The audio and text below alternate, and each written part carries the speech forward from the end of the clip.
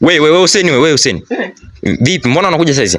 Baba acha tutoe majanga huko. Majanga gani tena ushaanza? Kafanyaje? Kamchoma kisu Masi. Wewe Masi wapi? Sisi kaingia naye kachoma kisu. Visu kabisa hivi visu. No hata madaraka wote wanagombania walimu mkuu.